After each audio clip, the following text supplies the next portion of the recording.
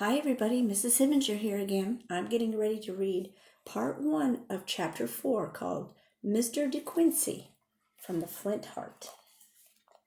Months had passed since that terrible day when Mr. Jago had dug up the Flint Heart, so it was already spring when Charles went to the Pixie's hole, hoping to meet a pixie. He found himself in a little wooded dell, knee-deep in the bluebells, with great moss-covered rocks towering above him. There was a tiny hole between two of the rocks, and that was the entrance, so people said, to the fairy city. Charles, whoops.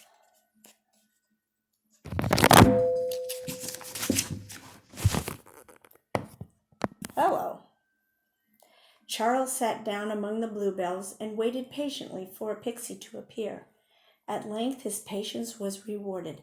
A tiny brown thing emerged from the hole. At first Charles mistook it for a weasel or a stoat, but when it stood up on two legs and stretched out its arms, Charles could see that it was a tiny man with thin cheeks and a forehead larger than the whole rest of his face.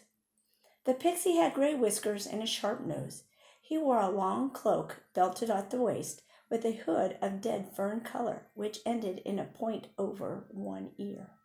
Under his arm was a tiny book. The pixie stood on tiptoe and smelled a bluebell. Then he sniffed the air like a little mouse for adventure. At length he sat down on a blade of grass, sighed, put on a tiny pair of spectacles, and opened his tiny book. Now, as we know, Charles loved books, and he also knew how hard it was to leave them once you got started. So he thought he'd better speak before the pixie began to read and get interested. So he stood, bowed politely, and said, "If you please, sir, may I talk to you?" The pixie looked up, and as he would look up at the sky when it thunders, and without speaking, drew out a tiny telescope and examined Charles from head to toe. Finally said, "You are a human boy, I see." His voice was thin and sharp like a sound made by the wings of a fly, but he spoke distinctly, and Charles heard it very well. "Yes," he said, "I'm 12, and my name is Charles." "Any relation to the great Charles? Do you know King Charles?" "No," said the pixie, "I do not. I mean Charles Dickens. For practical purposes, in the history of England, there is only one Charles." "I'm afraid not," said Charles. "I never heard of him." "So much the worse for you," said the pixie, and he turned back to his book and began to read. "The question is," Charles said, "if I may have a few words on a sad subject." "There is only one sad subject," the pixie said, "and I'm always quite ready to discuss it. But first let me reduce you to a more convenient size. Have no fear, when our talk is at the end I will restore you to your original dimensions." Though Charles was puzzled by this speech, he felt no fear. The pixie took a pencil from his pocket, drew a diagram on Charles' shoe, said a few magic words, and in an instant Charles found himself on the same level as the little fairy man. "Now," said the pixie, "put yourself at ease, and we will discuss the saddest subject in the world. First, let me say that my chosen name is De Quincey." "Do fairies choose their own names?" asked Charles. "Certainly, why not? At 21, when we are called upon to give ourselves a name, the great name of De Quincey had not been appropriated, so I chose it. Which brings me to the saddest subject in the world. I refer to the music of English prose. It is gone. We have lost it. The music of prose is a thing of the past." Here he took out his handkerchief. He was evidently going to cry. "Don't cry," said Charles. "I don't know what you mean by the music of prose." "For that you must read the great English writers," he said, "those who are immortal banners on the topmost turret and battlement of the glorious mother tongue." "Dear me," said Charles, "how beautifully you talk. I do wish I understood these things." "Nobody," said De Quincey, "can ever say that I do not sustain the charms and cadences of the language. If I ask for another cup of tea at breakfast, it is done like an artist.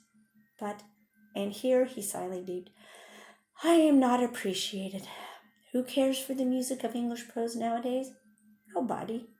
Nobody, and that is the saddest thing, the only sad thing in the world. Was Shakespeare anybody much? Asked Charles. One summer, some people had stayed at Merripit, and one of them left behind a copy of A Midsummer Night's Dream. Take off your hat when you mention that name, ordered the fairy, and Charles did so immediately. De Quincey himself removed his brown hood, revealing a very bald head. Have you read his funny book about the pixies? Asked Charles. Before you were born or thought of, answered the fairy. He visited the fairyland in order to write it. That was before my time, I grieve to say, though the stories of his various sojournings among us remain a part of our glorious tradition. But we are forgetting the music of English prose. The loss, the heart-breaking loss. It is a case for many and bitter tears, and here the little man began to truly weep. Charles noticed that each teardrop that rolled down either side of the fairy's nose was like a tiny seed pearl. They pattered and hopped on the ground as though they were hail, except they didn't melt. Can I have some of those beautiful tears? Charles asked timidly. Tears, idle tears, I know not what they mean, said De Quincey, seizing the chance to quote Tennyson. Yes, you can have them, but they will be of little use to you. The tears of fairies are the seed of the flower effusie. Milton, by the by, mentions this herb in Paradise Lost. Plant fairy tears, and euphrasia will spring up. Experiment has shown that my tears always come up purple.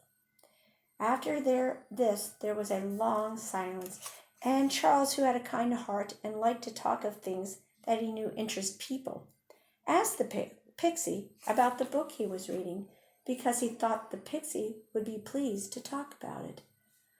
The work I'm pursuing happens to be a dictionary, answered the fairy. There is much pleasure and profit to be won from the pages of a dictionary. I have read and studied every letter of the alphabet, all but Z. You may have observed that I never use any words beginning with that letter. The reason is that I have not yet studied it. I know 2 words beginning with Z, said Charles. You surprise me. I should have not expected that. What are they? Zebra and zany, answered Charles.